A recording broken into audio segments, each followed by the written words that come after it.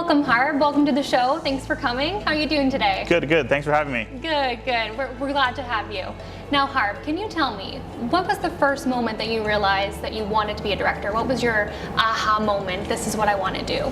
Good question. I didn't really have this aha moment that I want to become a director. I was kind of like just thrown into it, per se. I was a camera operator on a show called George Strombo Tonight. George Stropolopoulos was the host of the show. I was his camera operator. Our director was leaving on mat leave, and unfortunately they didn't have a replacement adequate to replace her status. And George came up to me one day and said, "Hey, you're going to become the director of the show."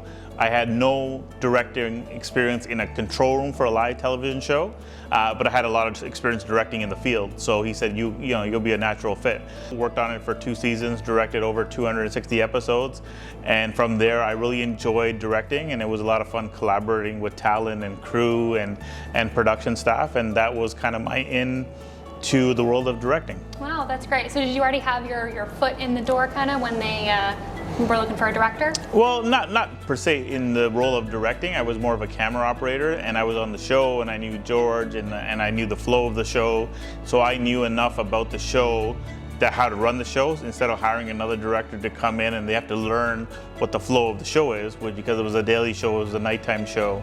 And we, recorded an hour every day, or we recorded a couple hours every day. It was a lot of work, so they didn't want to bring in someone that they had to retrain. Right, for sure, that makes sense. All right, and can you tell me a little bit about your path to get to where you are today? Yeah, I mean, for myself, I went to Ryerson for Radio and Television Arts. I studied at Ryerson, which was a great school.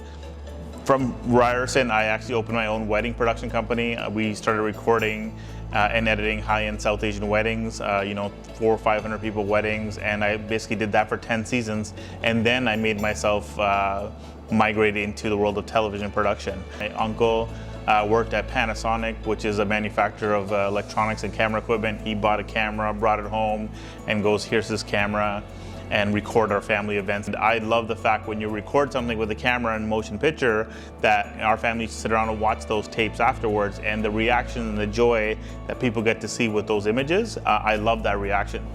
Good luck on your future endeavors. That's it for us today, folks. Thanks for joining us. Make sure to tune in next week when we'll be interviewing Jennifer Lawrence. Thanks, everyone. Have a good night.